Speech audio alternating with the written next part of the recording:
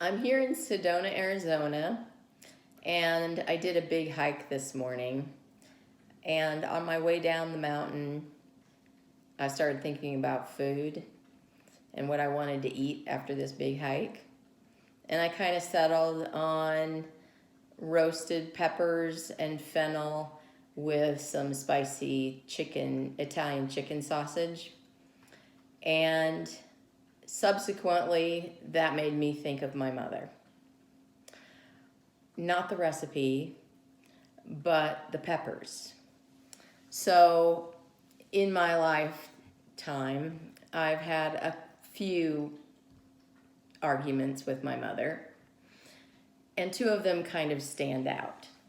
The first one was what color the lettering should be on my wedding napkins. And the second was how to cut up a pepper. So I'm going to show you my version of cutting up a pepper. So, of course, the first thing you'll do is wash your peppers. Now, it's important to tell you now that that's the only time I'm at the sink running water. And that will become apparent later. At least that comment will.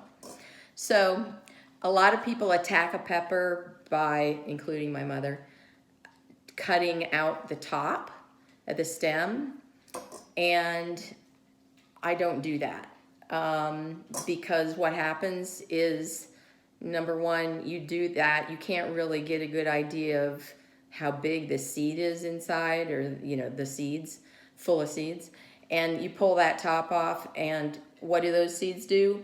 They all fall down inside the pepper, and then as you're cutting up the pepper, you have seeds all over the place, and it's a mess. So to start cutting the pepper, cut the top off. And I kind of gauge, they are different because they dip down in the depth differently. So try and start cutting about where the stem starts. So on this pepper, I'm going to start cutting about right here because I want to kind of hit it right about where that stem is. Just slice right through that. Now, set that aside. Turn the pepper around, and you don't have to go as deep, but just cut the bottom off the pepper. Set that aside.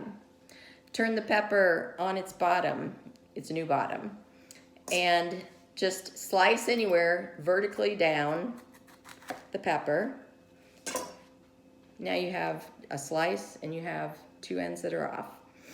So what you're going to do from that slice, stick your knife in and just cut along the ribs, letting it naturally fall open. Cut along the ribs, cut along the rib, cut along the last rib, and voila.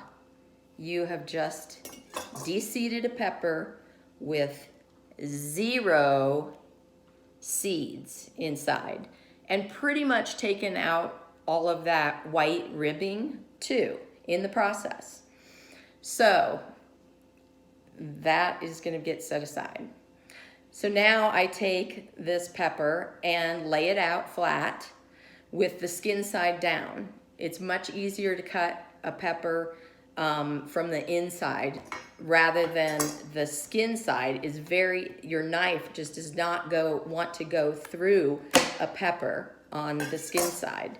If you turn it over, it easily cuts.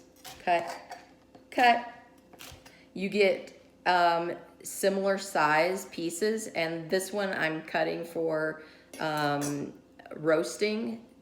The advantage of taking the top off and the bottom off is that most peppers, of course, are curled in and have this dip, and so when you're trying to roast a pepper that's got these curls, you have these pieces that are sticking up and not cooking or roasting at the same time as something that's flat laying on your pan. So you can also, I'm just going to continue to cut these in like the shape I want. So there you have it. That's the body part already cut up. So now my mother, when she saw me cut a pepper, immediately when I set these aside said, well, that you're wasting that. And I said, no, I'm not going to waste that. I'm going to use those. And I may have said something about the 10 gallons of water that went down the sink while she stood cutting her pepper and rinsing off all the seeds and the ribs as she was doing it for the 5 minutes of the process. Anyway, so now you have the caps and you've cut them very close to the cap. It basically is going to fall out of there. So these parts, you can use these to roast or whatever, but they're also the perfect little boats for like dipping hummus or, any kind of dips. But I just roast them. Now, like for instance, on this one, there's a little bit of white ribbing in here.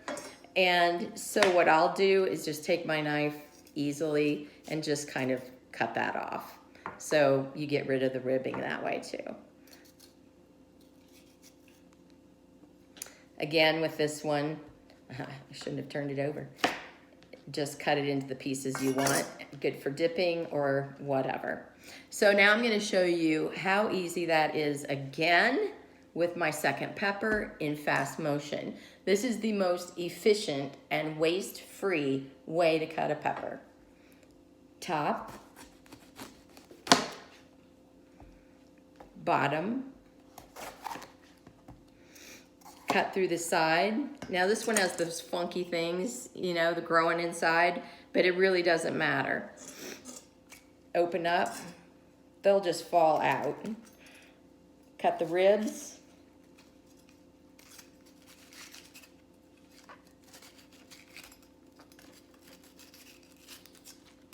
Your seeds all fall out. Skin the inside standing up. I'm going to take just a little bit of that ribbing off. Cut.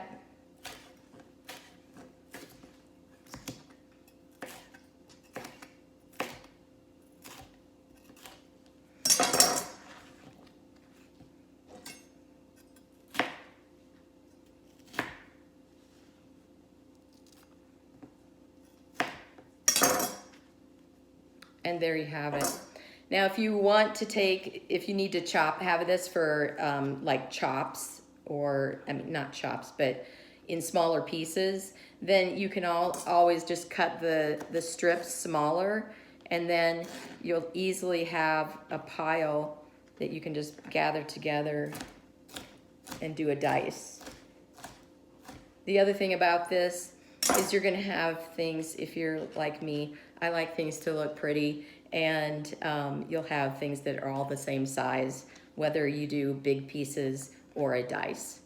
So there you have it. That's Karen's way of cutting a bell pepper. I love you, Mom, but I'm gonna hold my ground on this one.